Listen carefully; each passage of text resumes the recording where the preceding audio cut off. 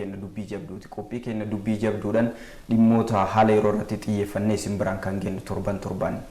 Har'as dhimma vaayirasii koronaa wal qabatee keessummaa qabannee jirra. Keessummaan keenya immoo waliin turtii taasisan obbo Zawuduu Asaffaa jedhamu. Inistituutii Fayyaa Hawaasa Itoophiyaa keessa hojjetu. Akkasumas immoo yeroo ammaa hojii gaggeessaa qophii dursaa fi deebii kennuu koronaa wal qabatee akka biyyaalessatti ijaarame isaanii kan gaggeessaa jiranii. Isaan waliin turtii taasifna hanga xumura qophii keenyatti waliin tura. Obbo Zawuduu yeroo qabdanirra OBN waliin turtii taasisuudhaan haala yeroo kanarratti haala biyyi keessa jirtu irratti waliin turtii taasisuu keessaniif taasisuudhaaf gara istiidiyootti dhufuudhaaf hedduu isin galateeffanna. Galatoomaa sunis. Ayyemmee waliigalatti akkuma maqaan keessan ibsu gaa hojii qophii duraa fi deebii kennu irratti kan bal'inaan isin amma hojii gaggeessaa taatanii hojjetaa jirtanii koronaa kana wal qabatee biyya ambaa yeroo turetti qophiin dursaa akkam ture gahaa ture namoonni hedduun kana komatu bal'inaan qophiin dursaa gahaan hin taasifamne wanni kun haga dhibeen osoo babal'ate dura xiyyeeffannaan ittiin kennamneedhama. Maal jetta kanarratti? Egaan dhibeen kun dhibee addunyaadhaafis haaraa ta'e biyya keenyaafis immoo haaraa ta'edha. Dhibeen kun mudda gara dhumaa bara 2019tti akkuma argameeni biyya keenya keessatti Inistituutiin Fayyaa Hawaasa Itoophiyaa itti gaafatamummaatti kennameen akka biyyaatitti qophiiwwan adda addaa godhuun barbaachisaa waan tureef qophiiwwan sana godhuudhaaf jalqabbiiwwan adda addaa hojiiwwan adda addaa hojjetaa turre. Gara booddeetti ammoo keessawuu Ministeerri Fayyaa fi Inistituutiin Fayyaa Hawaasaa itti gaafatamtoonni dhaabbata lameenii kanaa walii galuudhaan kutaan Emergency Operation Centerii jennu yookaan immoo kan bakkeetti balaawwan tasaa akka kanaa kanatti gaggeessinuu fi hojii qophii barbaachisaa ta'e akkasumas immoo deebii barbaachisaa ta'e itti kenninu kan itti walitti qindeessinu kutaan sun akka hojii jalqabu taasifamee jira. Isa dura garuu akka waliigalaatti hojiiwwan adda addaa hojjetaa turre. Inistituutii Fayyaa kana keessatti kutaa ittisa balaa fayyaa hawaasa tasaa jedhamu jira. Kutaan sun kutaa adda addaa of keessaa qaba. Kutaa faana dhawiinsaa qaba. Kutaa deebii kennuu qaba. Haala wal fakkaatuun gara naannoottis hojii wal fakkaataa akka hojjetamuuf sana walitti qindeessaa turre jechuudha.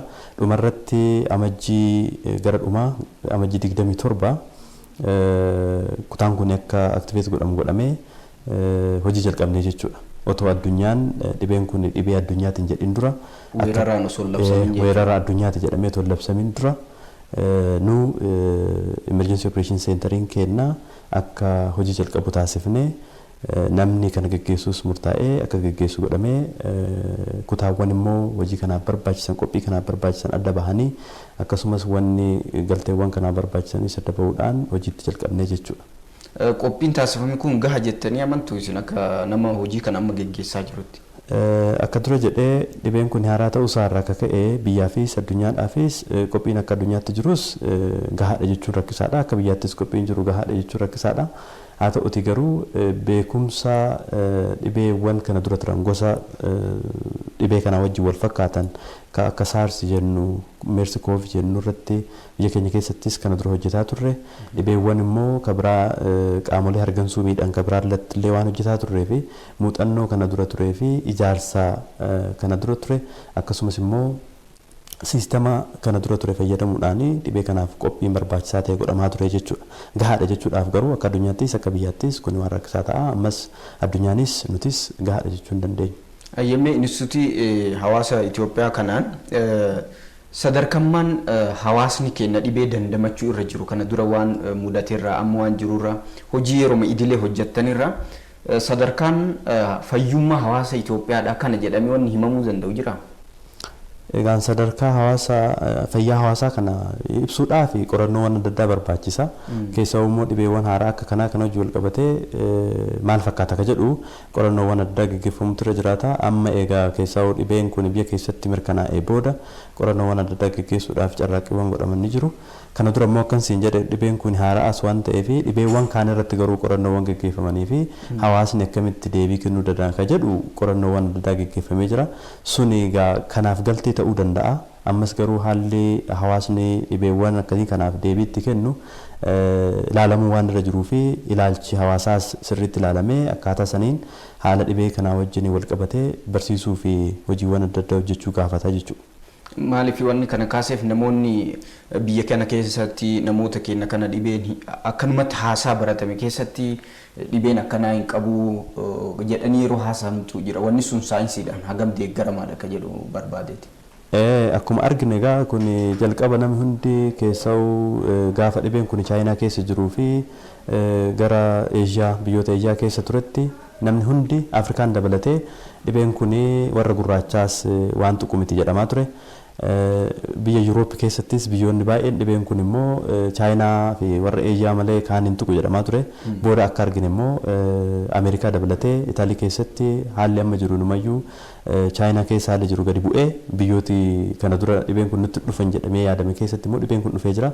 Afrikaa keessattis biyyoota 54 keessaa amma biyyi 48-50 gara 50tti dhiyaatan dhibee kana gabaasa godhanii jiru. Biyyooti biraas haala dhibee kana adda baasuu wajji wal qabatee rakkoon hoo jiraate malee dhibeen kun daddarbuunsa waan hin oolledha. Haala addunyaan qunnamtii addunyaa nama qabdu kanaan dhibeen kun jiraachuunsaa waan hin oolle ta'a. Kanaaf nama kamiyyuu sanyii kamiyyuu amantii kamiyyuu dhibichi waan qabuun hin oolle waan ta'eef namni gamsaniin akkaataa saniin qophii godhuun barbaachisaa ta'a. Haalli tokko tokko haala qilleensa wajjin wal qabataa waan akkasii waan jedhus kana dura dubbiiwwan adda addaatu deemaa ture. Akka argaa jirru garuu biyyi amma dhibee kanarraa bilisa jedhamu immuundi jedhamu immoo akka hin jirre barree jirraa jechuudha. Biyya keenya dabalatee naannolee biyya keenya keessa jiranis dabalatee jechuudha. Instituutii himmaan keessa nama hubannoo rakkoon guddaan amma jiru odeeffannoo darbuu fi hubannoon hawaasni keenya dhibee irratti qabu weerara yoo jedhamu qaba. Waan kana irratti hojiin kana dura hojjetame gahata dhabuun argisiisu akka instituutii keessanitti hagam hojjettaniirtu hawaasni akka waan akkanaa hubannoo gahaa qabaatu reedii akka ta'u qophaa'aa akka ta'uuf yoo rakkoowwan akkanaa mudatan. Egaan yeroo dhibeewwan adda addaa ka'an weerara dhibee adda addaa biyya kana keessatti weerara dhibee ka'uun haaraa miti. Wanni kan adda godhu dhibeen kun weerara addunyaa ta'uu isaati. Akka dhageessan paandamikii jedhamee jira. Addunyaadhaaf weerara ta'ee jira jechuudha. Dura addunyaaf yaaddoo ture eegasii immoo addunyaadhaaf weerara ta'ee jira. Garuu weerara adda addaa biyya keenya keessatti ka'an akka koleraas poolii wajjin wal qabatee dhibee shiftoo wajjinis wal qabatee bakka adda addaatti egaa instituutiin keenya ofii isaatii haga hawaasaatti gadi bu'ee waan hojjetu miti. Garuu caasaalee wal fakkaatan naannolee keessatti godina keessatti aanaa keessatti akkasumas immoo buufataalee fayyaa fi hospitaala keessatti haala wal fakkaatuun qaba. Sadarkaa saniin hojiin barsiisuu fi hojiin qophii adda addaa ni gaggeeffama. Haa ta'uti garuu hammi namni barnoota akkasii kennamu kana dhaggeeffatee hojiirra oolchuu akkuma amma argaa jirru keessaa dhibee kana wajjin wal qabatee namni adda fagaachuu qaba harka wal qabuun qabu waan jedhu kana wajjin wal qabatee akka argaa jirru namni hagi hojiirratti oolu garaagarummaa qabaachuu danda'a. Gam keenyanis immoo akkuma sana hanqinni adda addaa mul'achuu danda'u. Suni rakkoon jiraatuu danda'a. Wanni amma immoo keessaa dhibee kana wajjin wal qabatee hawaasa irratti beekumsi barbaachisaa ta'e akka lafa ga'u godhuudhaaf hojjetamaa jiru ni jira. Ammas sunis gahaadha jechuu miti. Karaa adda addaatiin miidiyaa adda addaatiin karaa caasaa mootummaaf miti mootummaa ta'anis ijaarsa hawaasaa dabalatee karaa saniin hojiin hojjetamuu qabu jiraatu irra jiraata. Saniin wanni itti deemamaa jiru jira jechuudha. Caasaawwan instituutii kana wajjin wal qabatanii akka gadi jira wajjin. Yemmee caasama amma isin geggeessaa jirtan qophii duraa fi deebii kennuu kanaan wal qabatee hojiiwwan ijoon isin amma hojjetaa jirtan maal fa'i? Kutaa ani keessa hojjedhu kan emergency operation center jennu hojii waliigalaa operation waliigalaa kan itti geggeessinu kutaa kana keessatti immoo dhaabbilee miti mootummaa akkasumas immoo mootummaa ta'an dhaabbata fayyaa addunyaa dabalatee Ameerikaa CDC, Afrika CDC, dhaabbata UNICEF, dhaabbata John Hopkins University fi kan kana fakkaatan hundi beekumsi jiru walitti qabamuudhaan dandeettiin jiru walitti qabamuudhaan fi galteen barbaachisu hundi bakka kanatti akka dhufu gochuudhaan hojii gaggeessuutti ture jechuudha. Dabalata immoo muummeen ministeeraas akka argitan koree ministeerotaa dhaabuudhaan yeroo adda addaa ergaa adda addaa akkaataa itti dabarfamaa turee fi ajajii adda addaa akka itti darbee ture jechuudha. Hojii amma isin hojjetan kana keessatti tarkaanfiiwwan gama mootummaan qaamolee garaagaraan fudhataman kun hangam barbaachisoodha. Yeroo isaanii kan eeggatan immoo duubatti harkifatan jettanii amantan hojii guyyaa guyyaan isin waan isin qunnamurra. Egaan dhibeen kun akkasuma dura jedhee waan haaraa as waan ta'eef waan kana murteewwan adda addaa murteessuudhaa fi muuxannoowwan biyyoota adda addaa akkasumas hawaasa keessatti murteen adda addaa yoo darbe immoo gama hawaasummaatiin gama fayyaatiin akkasumas immoo gama dinagdeetiin maal fiduu danda'a waan jedhu adda baasaa gamaggamaatii yeroo kam immoo murteen sun darbuu qaba ka jedhu waan laalamu waan ta'eef mootummaan kan immoo adda baasaa laala waan murteessuuf akkaataa saniin deemna. Gama mootummaatiinis koreewwan amma dura kaase kun murteewwan kana opereeshinii kanarraa fudhachuudhaan akkaataatti immoo gamaggamanii haala biyya keessa jirtuun haala addunyaan keessa jiru wajjin walitti qabsiisuudhaan murteen kun itti darbuu jira jechuudha. Kanaaf dursineet yookiis turreetis jechuudhaaf amma muuxannoowwan biyyoota adda addaatiis laalaa haala dhibeen kunis biyya keessa jiru wajjin epidemiological distribution isaa wajjin walitti qabsiisuu waan hojjennuu fi yeroodhaaf waan sana gamaggamuuf xiqqoo yeroon isaatis gahaa miti amma. Maaliif amma fakkeenyaaf namoota hangammaa poozitiif jedhaman keessaa baay'inni isaanii waan deemsa alaa kanaan wal qabatan namoota alaa dhufan baay'inaan. Tarkaanfiin kun osoo duratti fudhatame kun hafuu hin danda'u. Riskiin gama saniin jiru guddaa ta'uusaa nullee waan amannuudha. Amma ammaattis dhibeewwan dhufan kunis saniin wal qabatan ta'uusaa ni beekna.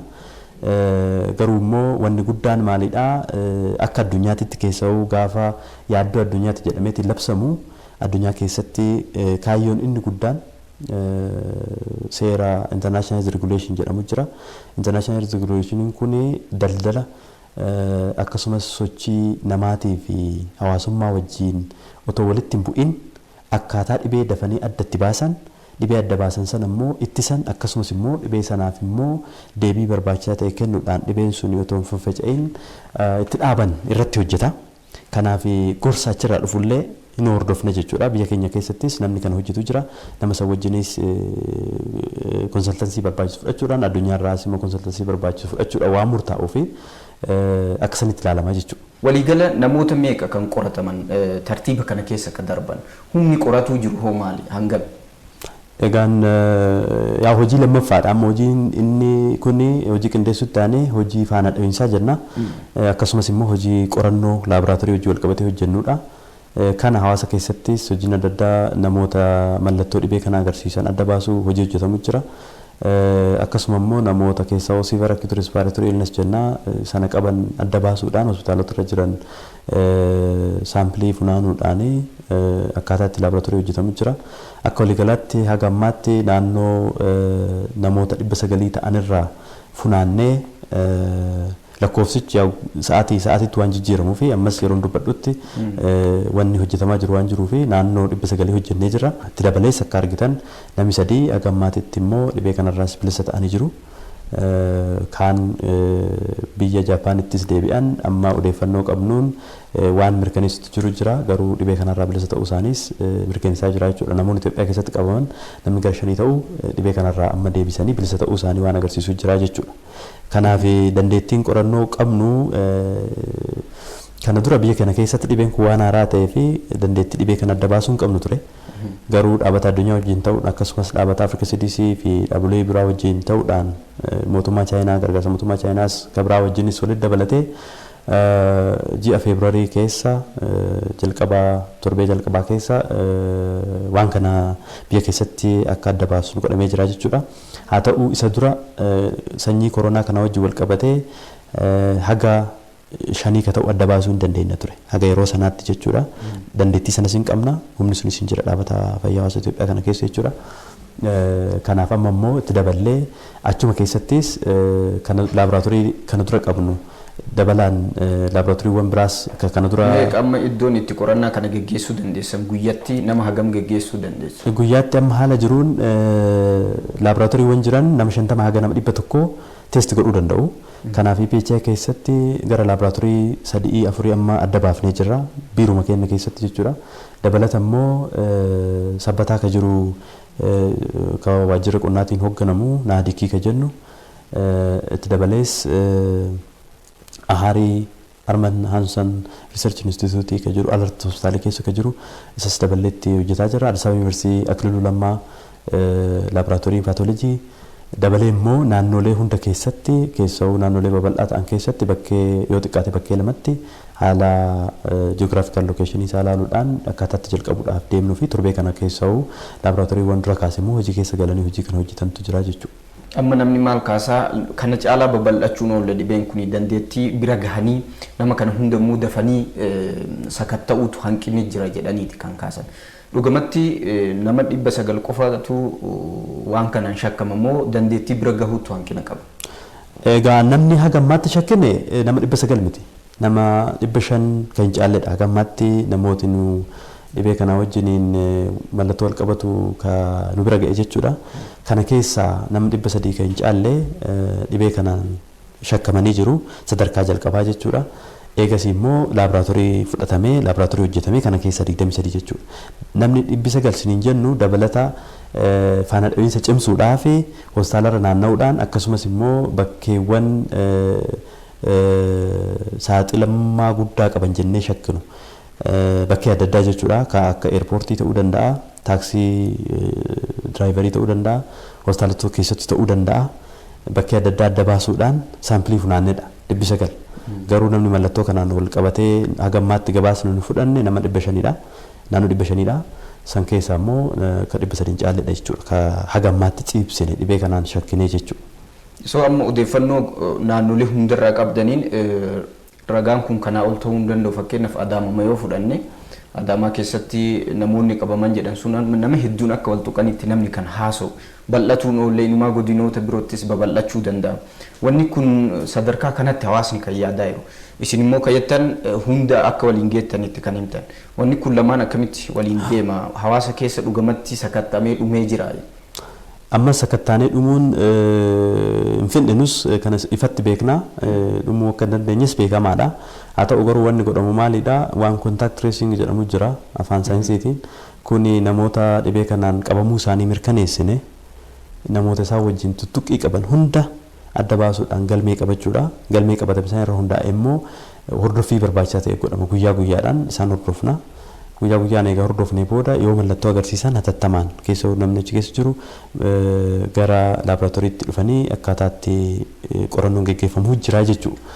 Itti dabalees immoo namooti wal tuttuqqii qaban kuni haalli isaan maatii wajjiniin qaban xiqqeessuu, hiriyoota isaanii wajjin qaban xiqqeessuu, wal tuttuqqiin akka xiqqaatu gochuu fi hordoffii barbaachisu ta'uu godhuutu jira jechuudha. Suni ammas waan fixamu miti. Garuu hamma danda'ametti namoota wal tuttuqqii isaa wajjin qaban kan adda baasuun dhaabbata keenya qofa otoo hin ta'in naannolee keessatti namoota adda ba'an kana naannoleetu hojjeta. Ogeessota naannolee keessa jiran gargaaruudhaan teeknikalii gama barbaachisuun gargaaruudhaan hojii kana hojjenna jechuudha. Akka hawaasni kaasus akkatti kaaftes ammas waan kun dhumuu danda'u dhiisuu danda'a. Garuu hawaasni hirmaannaa barbaachisa ta'e godhuun irra jiraata. Nama kana wajjin namni wal tuqe namoota dhibee kanaan qabaman jennee shakkinu kana wajjin namni wal tuqe hatattamaan nutti sootoo beeksise waan gaarii ta'a jechuudha. Nuyi haga dandeenyuu fi haga namoota kanarraa infoormeeshinii argannuun fi karaa saayinsiin teessisuun namoota kana bira gahuudhaaf yaaliin gaggeeffamu ni jira jechuudha.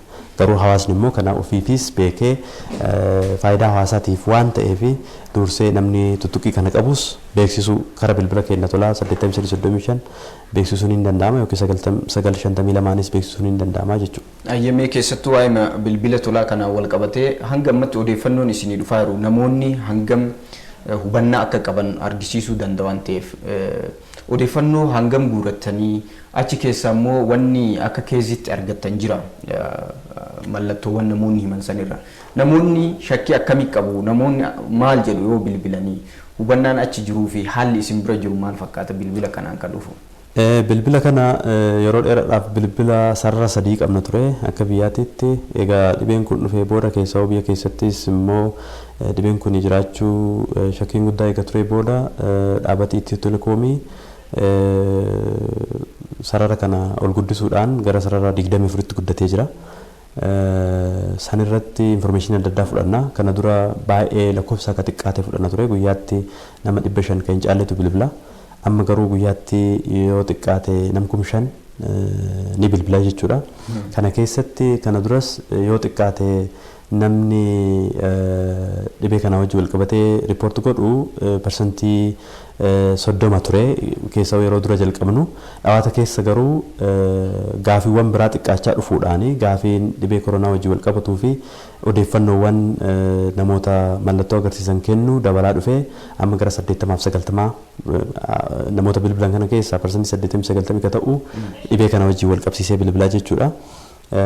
Kana keessaas immoo kana duras odeeffannoowwan keessaa namoota dhibee kanaan shakkaman ka argannu keessaa parsantii guddaan hagi 70 ka ta'u sarara bilbilaa kanaan argataa turre. Ammas haaluma saniin itti fufee jira jechuudha. Karaa adda addaatiin informationii fudhannaa haa ta'u garuu informationiin gara bilbila kanaatiin argannu guddaadha. Kana keessatti ammas hubannoon hawaasaa akka dura kaasaa ture atis dura kaaftee dhibeen kun hawaasa kanan biyya keenya kana tuquu hin danda'u. Abaarsaa sodaadhaa yookiin immoo rabbitu fidee waan jedhu kunis nima jira.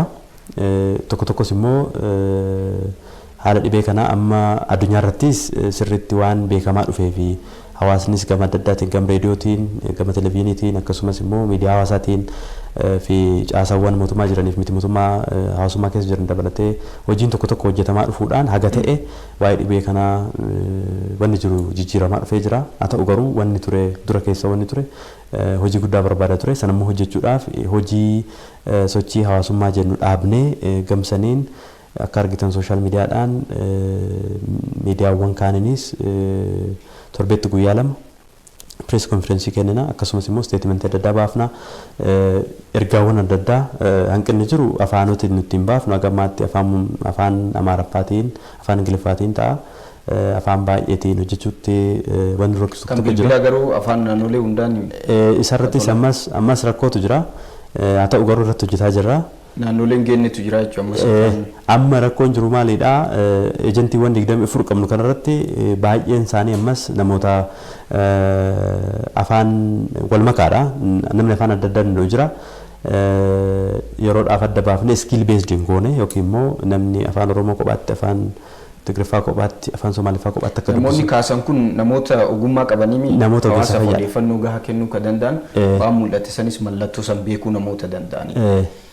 Erga mallattoo kan argattanii namni tokko fakkeenyaaf odeeffannoo isinii kennee yoo mallattoo san shakkitan nama baadiyyaa jiru tokko haala kamiin argachuu dandeettanii haala kamiin iddoo tursiisatti akka dhufu taasima adeemsi isaa maali?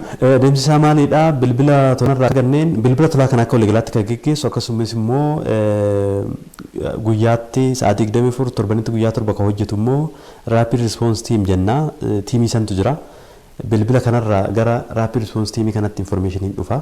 Bakka akkasiitti informationiin akkasii odeeffannoon akkasii dhufe jedhamee gaaf kennamu rapid response teamiin amma nu qabnu gara ambulaansii 20 qabachuudhaan namni ogeessa fayyaa adda addaa ogummaa 5 adda addaa qaban garee tokko ta'uudhaan hojjetu. Gareen kun hatattamaan keessaa Finfinnee fi naannoo Finfinnee ofuma kennaaf Finfinnee wajjin ta'uudhaan bulchiinsa mootummaa Finfinnee fi Oromiyaa wajjin ta'uudhaan naannoo kanatti ni hojjenna. Isa hafe garuu akka dura jedhe caasaan dhaabata kana haga gadii haga buufata fayyaa fi hospitaalaa.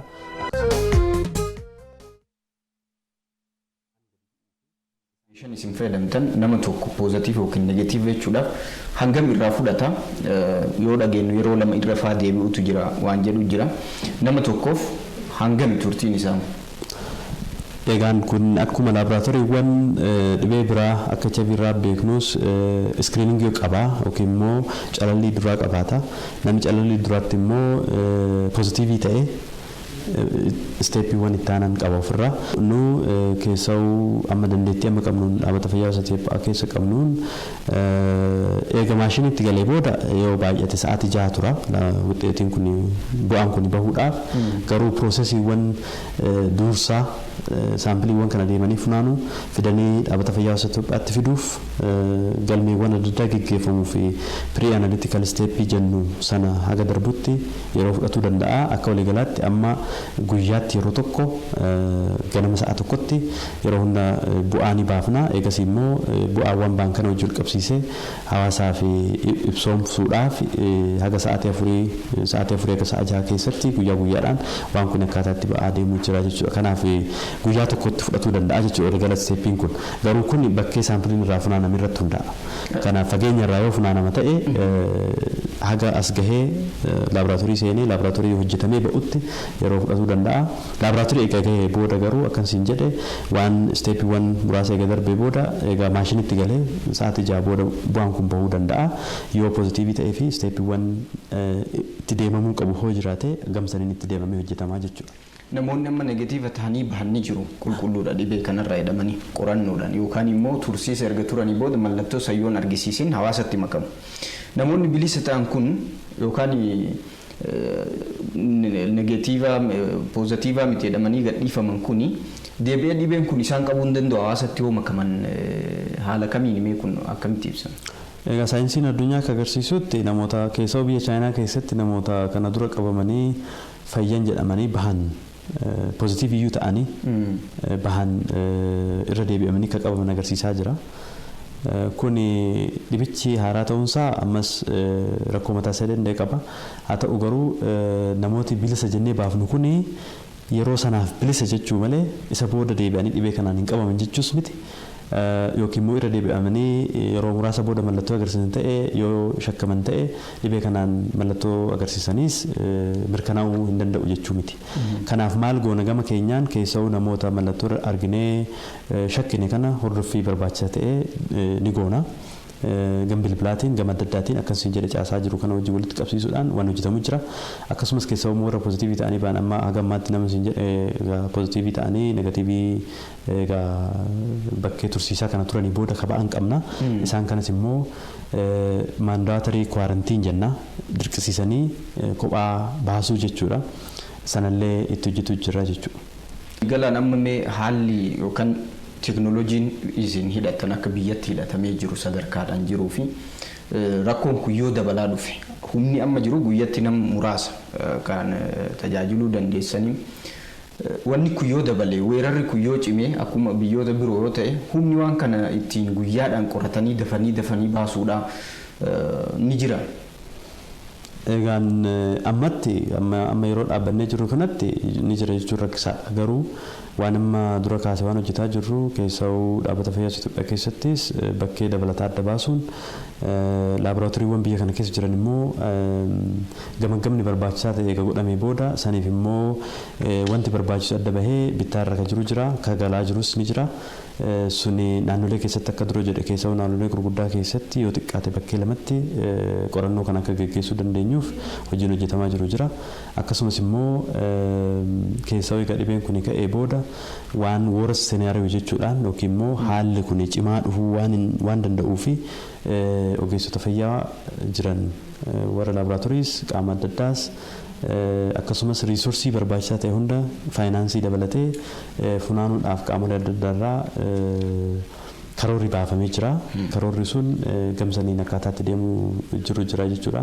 Kanaaf koreen keessaa koreen ministeerotaa dhaabate biyyoota adda addaarraas gargaarsa barbaachisaa ta'e akkasumas biyya keessaas gargaarsa barbaachisaa ta'e adda baasuudhaaf koreen keessaa waan rakkoo fuuldura deemaa jiruu fi dhufuu jiru kana dhaabsisuuf akka danda'amuuf hojiin hojjetamaa jiru jira jechuudha. Suni gahaadha moo gahaa miti ka jedhu akka dura jedhe addunyaafis biyyaafis waan rakkoo ta'an baay'eetu jira.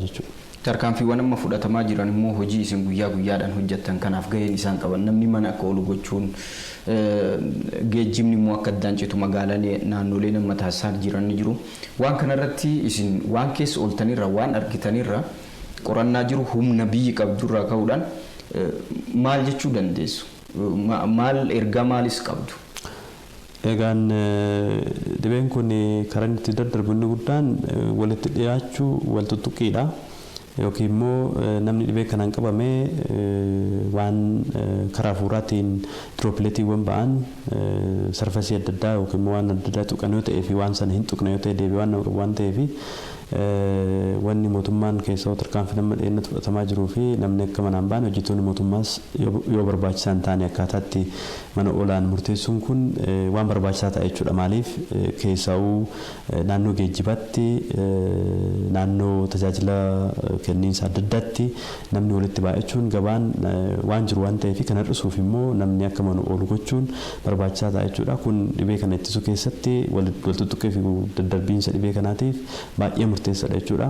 Akka dura kaasaa turre wanni nu rakkisaa jiru inni guddaan eenyu akka argee fi eenyu bira akka gahe argachuun barbaachisaadha hojii kana keessatti jechuudha. Yoo namni sochiin namaa bal'aa ta'e san adda baasuun baay'ee rakkisaadha. Haa ta'u garuu namni sochii isaa hin xiqqeessa yoo ta'ee fi eenyu bira akka oolu eenyuun akka argu hin beeka yoo ta'e gaafa dhibeen kun mul'ates salphatti nama sana adda baasuu fi hatattamaan immoo yaala barbaachisaa ta'e kennuun ni danda'ama. Suni waan gaarii ta'a jechuudha.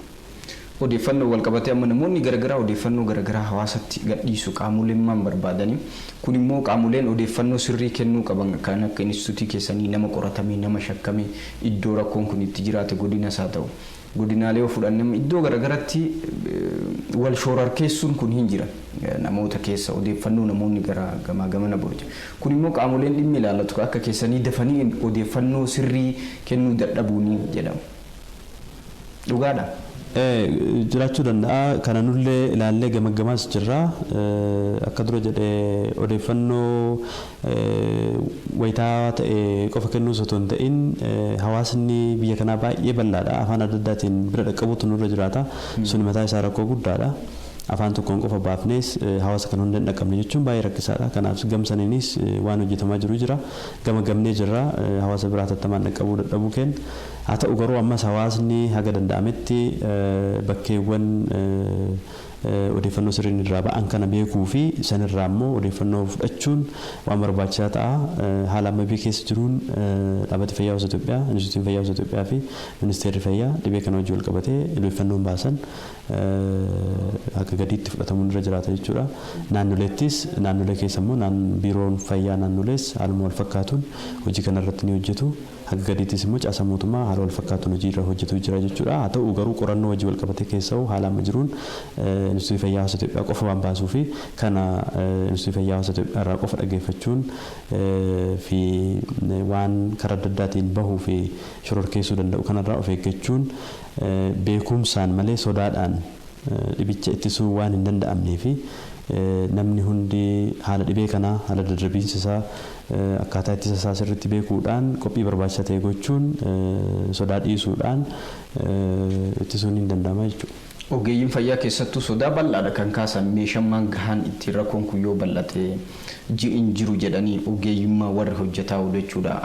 Sadarkaa sanitti ufiifuu eegumsa gochuu hin dandeenyu rakkoon kun yoo cime meeshaaleen gahaan jiranii wanni itti uummata odeeffannoo gahaan argataa jiru sadarkaa gadi bu'iinsa gadii ka jiru warri as jiru kun odeeffannoo argatee wanni gochuu danda'a ka jedhanii kaasan jira.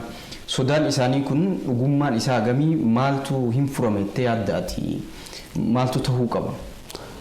Egaan sodaa baay'eetu jira dhibee kana wajjin wal qabatee duras kaasee jira. Biyya keenyaa qofa otoo hin ta'in addunyaadhaafis sodaa guddaatu jira. Biyya Ameerikaa dabalatee akka dhagaa turtanis biyya Xaaliyaanis dabalatee addunyaarraa wanni addunyaarraa hojjetamuu danda'u hundi hojjetamees akkaataatti dhibicha ittisuun xulfaate illee biyyoota gurguddatanittis haalli argine hin jira. Wanni ka'e kunis dhugummaan isaa ni jiraata. Kuni maalirraa ka'eeti tokkoffaa hanqina sappilaayii kana wajjin wal qabatee keessa'uu geejjibni addunyaa sochiin addunyaa akka dhaabatte ni beekama. Rakkoon dhibee kana wajjin wal qabate inni guddaan sochii namootaa hir'isuutti jira. Kuni waan barbaachisuus yeroodhaan bakka barbaachisu gahuu irratti geejjisuu irratti akkasumas immoo oomishamillee bakka barbaadamu kaasanii bakka barbaadamu gahuu irratti illee rakkoo baay'eetu jira jechuudha. Duras wanni ani kaasaa turee fi keessa'uu sochii namootaa gara filaayiitiinis wal qabatee wanni kaasaa turre balallii wajjin wal qabatu sunillee kanaa wajjin wal qabataa jechuudha akka addunyaattis. Kanaaf nu keessa'uu dhibeen kun jalqaba biyya galuu ka danda'u jennee shakkinu kara eerpoortii waan turee fi jalqaba immoo bakkeewwan dhibeen kun itti ka'an jedhamee shakkaman adda baafamaa turan. Finfinnee dabalatee jechuudha. Bakkeewwan immoo magaalota industrial parking keessa jiran akka amma argaa jirru Adaamaa, Bahar Daar darbee immoo akka Maqaleetti arginu hagammaatti namni dhibee kanaan mirkanaa'ee jiraachuus baatu jechuudha. Kanaaf bakkeen itti ka'uu danda'u amma sirriitti beekama. Maaliif namooti dhufan sun eessa akka jiran dhaabati instituutiin keenya kun takka takkaan qaba jechuudha. Ragaa sana qabanneeti hojjenna waan ta'eef bakkee sanarratti qophii barbaachisaa ta'e kan godhaa turre. Akka waliigalaatti hawaasa hunda bira gahuu otoo hin taane jalqaba ka ture dhaabata fayyaa hawaasaa dhaabata fayyaa buufataalee fayyaa hospitaalota hunda bira dhaqqabu otoo hin taane jalqaba ka ture bakkeewwan adda bahanii fi dhibeen kun yoo dhufe bakka itti kophaatti adda baafnee maaneej godhuu dandeenyu irratti xiyyeeffataa turre. Suni amma yeroon isaa darbee jira akka dura jedhe levelii sadaffaatti jirra. Dhibeen kun karaa eerpoortiin dhufuu bira darbee hawaasa keessatti namoota daddarbuutti ga'ee jira waan ta'eef amma yeroo itti buufataalee fayyaa hospitaalota keenya hunda gamsaniin dhaqqabuun irra jiraatutu jira jechuudha. Kana bakka hundatti qaamni dhimmi ilaallatu hundi instituutii fayyaa hawaasa Itoophiyaa qofa otoo hin ta'in dhaabbilee fayyaa hundumtuu hospitaalonni hundi waan qaban kanaaf beekumsa jiruu fi meeshaalee jirus gam kanatti akkaataa itti fayyadaman ilaaluu isaan irra jiraata. Nama alaa dhufe qofarraa namatti qabamaa jirutti waan himamaa jiru natti fakkaata. Maaliif keeziiwwan mul'atan hedduun namoota alaa dhufanii yookiin ala deemanii dhufanii namoota nama sanii wal qunnaman ka jedhu malee dhibichi kun akkuma waan alaa dhufutti hawaasni akka hubatu gochaa waan jirtan natti fakkaata. Because guyyaadhaan odeeffannoon himu namoonni qabaman jedhan namoota akkasii nama biyya keessa ture akka hin qabne jedhee namni hubatutti nama sanii hanga waliin tuqinitti. Gama kanaan akkamitti ilaaltanis? Dheengadda keessaa isteetmentii baafne yoo ilaalame ta'e namooti muraasi ka walqunnamtii kana hin qabne hagammaatti walqunnamtii kana sirriitti adda baasuun kan hin danda'amne ni jiru. Kana jechuun namoota biyya kana keessa jiranii dhibee kanaan carraan qabamu akka jiru agarsiisa. Namooti kana dura ibsaa turre sunis immoo namootuma biyya alaa otoo hin deemin garuu namoota biyya alaatii dhufan kana wajjiniin hariiroo qabanii fi walitti dhiyeenya qaban. Kana jechuun namni biyya kana keessa jiru nama dhibee kanaan qabame walitti dhufeenya qaba yoo ta'e hariiroo qaba yoo ta'e dhibicha akka qabuu danda'u waan mirkaneessuu jechuudha. Kanaaf epidemiologically wanni jiru maalidha? Dhibeen kun eessa jira jennee adda baasuu waan qabnuuf hawaasattis saniin sirriitti ibsuu waan qabnuuf xiyyeeffannoon kennaa eenyu wajjin walitti hidhata ka jedhu waan agarsiisuuf malee namni biyya kana keessa jiru dhibichi hin qabu jechuu miti. Akka dura kaase namooti biyya kana keessa hin baane garuu nama dhibee kana wajjin dhibeen kun akka qabame mirkanaa'e ka biyya alaatii dhufe wajjin wal tuqe dhibee kanaan qabamuu agarsiiseera. Akkasumas immoo namooti lammaffaa jechuudha. Nama biyya alaatii dhufee dhibee kanaan qabame wajjin wal tuqee dhibeen qabame. Isarraati immoo nama biraatti dhibeen kun darbee jira jechuudha. Adaamatti wanni ta'e kanadha. Namni jalqabaa ammammaatti sirriitti adda baasuun hin danda'amne nama biyya alaa kan wajjin akka ta'e adda baasuun sirriitti ifatti hin baane haa ta'u garuu eega inni qabamee booda itti darbee nama biraatiitti carraa darbuu agarsiisee jira jechuudha. Kuni nama biyya alaatii dhufu qofa otoo hin ta'in biyya kana keessattis dhibicha akka walitti daddarbuu danda'u waan agarsiisudha. Kana hawaasni sirriitti beekee qophii barbaachisaa ta'e namoota mallattoo dhibee kana agarsiisan keessaa yeroo hunda dubbannu akka qofaa qaama ho'isuu qilleensa fudhachuu dadhabuu namni qunnamu hoo jiraate namoota kanarraa fagaachuu meetira 2 jenna isaanirraa fagaatu yoo namni mallattoo kana agarsiisu mataa isaas akka nama biraatti hin darbinee fi fayyaa hawaasaatiif fayyaa maatii isaatiif yoo qufa'us harka isaa ciqilee keessatti akka qufa'u godhuu barbaachisaa. Akkasumas immoo maaskii uffatuutu irra jiraata jechuudha keessoo namni mallattoo kana agarsiise yookiin immoo sooftii isa ta'uu maarabii isaa ta'uu waa harkatti qabachuun isaa irra jiraata jechuudha. Xumura irratti waan amma hojii hojjetamuu jiru kanaa fi haala weerarri irra jiru sodaa fi abdiin jiru maalidha? Sodaan jiru maalidha? Tokko tarkaanfiiwwan adda addaa gammaatti fudhatamanis haalli jiru hawaasaa fi hariiroon hawaasni qabu xiqqoo waan tarkaanfiiwwan fudhataman kana lafa qabsiisuuf waan rakkisuu jira. Kun immoo dhibeen kun akka babal'atu taasisanii shakkina ammas kabraa akka addunyaattis keessaa meeshaaleen waan kanaaf barbaachisan fi sodaan amma hawaasa keessa jiru kun mataa isaa rakkoo biraa uuma jennee waan shakkinu fi suni mataa isaa sodaa guddaadha. Haa ta'u garuu akka addunyaatitti yaaliiwwan adda addaa biyya keessatti godhaman kunis biyya alaatti godhaman kunis fi wal gargaarsi fi solidaaritiin akka addunyaatti amma dhufaa jiru kuni dhibeen kun cimaas hin deema yoo ta'e haga ta'e waan hir'isu jennee yaadna. Akka biyya keenyattis waan kanaaf barbaachisu dhaaboleen addunyaa adda addaa gargaarsa adda addaa godhuu jiru suni waan guddaadha jennee yaadna. Hawaasa keessatti immoo dhawaata keessawuu dhibee kana ittisuudhaaf beekumsi dabalaa dhufuunii fi wanni tokko tokko lafa qabsiisuuf hojiin hojjetaa jiran kun immoo ammas nuttis immoo abdii horaa jechuudha. Gam keenyaan keessawuu hawaasa keessa jiraachuu dhabuusaa adda baasuudhaaf gama laaboraatooriitiin hojii nama hojjetaa jirru keessawuu dhiyeenya immoo jaakmaarraa dooneeshiniin argame muummee ministeeraatiin walii qabuudhaaf biyyoota Afrikaatiifis biyya keenyaafis waan kenname kun hojii guddaa hojjeta jennee yaadna. Sana adda baasuudhaan hatattamaa barbaachisaa ta'een adda baasuudhaan hawaasa keessatti hojii hojjetamu hojjechuudhaan dhibee kana ittisuun akka danda'amu godhuudhaaf ni yaada. Akka waliigalaatti hawaasni akka dura kaasaa ture sodaa otoo hin ta'in waan beekumsa irratti hundaa'ee fi odeeffannoo sirrii ta'e akkasumas waayitaawaa ta'e odeeffannoon dhibee kanaa wajjin wal qabatu guyyaa guyyaatti waan jijjiiramudha. Kanaaf guyyaa guyyaatti odeeffannoo jijjiiramu kana hordofuun barbaachisaa ta'a. Kan immoo bakkee sirrii ta'e irraa odeeffachuunis barbaachisaa ta'a jechuudha. Kanaaf hawaasni sana odeeffatee qophii barbaachisaa ta'e godhuun irra jiraata. Gama mootummaatiin ajajooti adda addaa darban hojiirra oolchuun barbaachisaa ta'a. Obbo Zawuduu Asaffaa hojii gaggeessaa qophii duraa fi deebii kennuu vaayirasii koronaa akka biyyaalessatti kana hojjechaa jirtanii OBN dubbii jabduu wajjin sa'aatii keessanirraa haala biyyi keessa jiruun wal qabatee hanga kana nu kennitanii istiidiyoo keenyatti argamtanii waliin turtii taasiftanitti hedduu gammanneerra hedduu galatooma isiniin jechuun barbaada. Ayyee galatooma isinis miidiyaawwan biraas haala fakkaatuun hojiiwwan akka kanaa hawaasa keessatti gadi buusuun barbaachisaa waan ta'uuf itti fufuu qaba jedhee yaada. Kabajamtoota daawwattoota Oromiyaa Broadcasting Network dubbii jabduu kennan har'aa waa'ee koronaa wal qabatee koreewwan akka biyyatti maal hojjetaa jira sochiiwwan biyyaa maal keessa jiru kan jedhu qaama dhimmi ilaalu wajjin turtii hangammaa kan taasifne obbo Zawuduu wajjin torban qophii biraatiin walitti deebinaa keessummaa biraa qabannee har'aaf kan qabanne kana fakkaataa na warja maaliin ture torban gaarii isiniif haa ta'u.